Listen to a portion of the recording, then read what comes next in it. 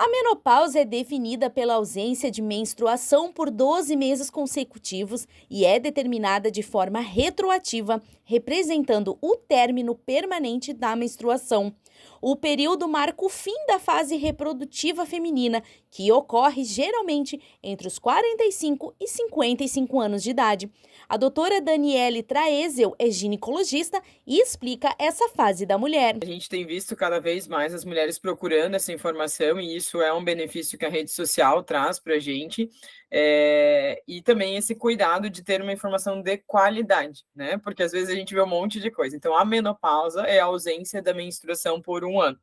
Então, normalmente, eu digo para os pacientes que a gente só vai dizer daqui a um ano que você estava na menopausa. Mas essa fase de transição, que é de uma mulher que menstrua para uma mulher que não menstrua mais, que em geral acontece aí dos 45 aos 55 anos, é chamada de climatério. Então, quando a mulher já começa a ter algumas irregularidades da menstruação, às vezes um ciclo mais longo, às vezes um volume um pouco maior, as ondas de calor, né? São vários esses sintomas que a mulher já pode começar a dar sinais de que a menopausa está para chegar. Hoje a gente ainda não espera mais assim, ah, não, agora terminou para daí a gente tratar. A gente já começa esse acompanhamento antes. Então, em torno dos 40 anos, a gente já consegue começar a olhar para esse momento de transição e começar a tentar fazer ele um pouquinho mais leve.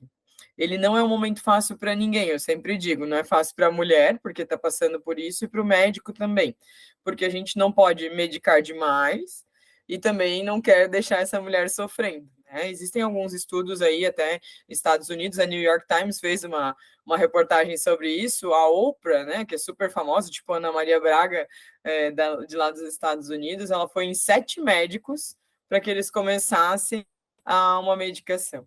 Então, imagina, a gente está falando de um país que é teoricamente desenvolvido, que tem uma medicina de ponta, mas a gente vê que isso é uma dificuldade realmente em todas as mulheres.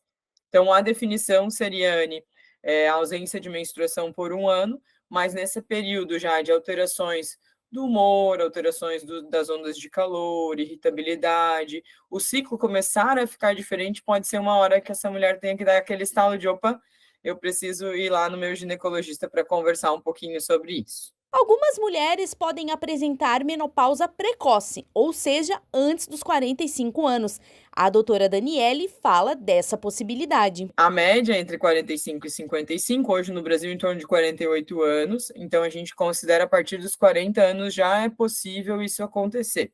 Ela é considerada precoce, então antes dos 45 anos, e a gente precisa estudar se for antes dos 40. Então, pode acontecer antes, mas aí é um número mais reduzido da população. Os sintomas aparecem em todas as mulheres que entram nesse momento da menopausa. Os calorões e irritabilidade são alguns dos 100 sintomas que podem aparecer. A doutora fala dos sintomas. Os hormônios femininos, eles estão parando de ser produzidos, né? Então, essa transição de uma mulher que ovula, que pode engravidar, para uma mulher que vai parar de produzir isso, gera, então, esses sintomas. A gente tem uma lista de mais de 100 sintomas, mas com certeza os sintomas mais comuns, né? Essa onda de sobe um calor e desce um frio, irritabilidade, dificuldade para dormir, então aquela mulher que tem muitos despertares, às vezes ela até pelo calor mesmo pode também acordar. A parte também da vida íntima, né? Então ela pode ter mais ressecamento na região íntima, ela pode ter mais dificuldade às vezes para ter a relação, o encontro com a sua parceria. Confusão mental, então aquela, eu digo, parece que tu tem uma neblina no rosto, sabe? Que tu quer lembrar aquela palavra e não consegue, uma coisa que tu saiu de casa para fazer, tu já não lembra mais o que era. Então, são sintomas bem variáveis. Existem também algumas mudanças na parte física, no sentido de cabelo, de colágeno, então a gente também pode ter uma diminuição relacionada a isso. Então, assim, os sintomas são muito variados, né? Por isso que eu disse, quando começar a dar uma pista, às vezes vale a pena a gente conversar para ver se não é realmente uma questão hormonal. A doutora Daniele conta como é o processo após a identificação dos sintomas. Ela ressalta a importância de manter sempre os exames em dia. O ideal sempre é a mulher manter a sua rotina de saúde ginecológica em dia, que seria o preventivo, né? Praticamente anualmente, muda um pouquinho em relação a algumas questões serviço público e privado, mas o preventivo anual, e a mamografia, o recomendado a partir aí dos 40 anos. Depois que essa mulher já fez essa rotina, ou então se essa mulher já fez essa rotina com um profissional mais generalista, como por exemplo, um médico de saúde da família ou uma equipe de enfermagem, aí ela poderia, né, nesses sintomas, procurar o ginecologista para que a gente possa conversar.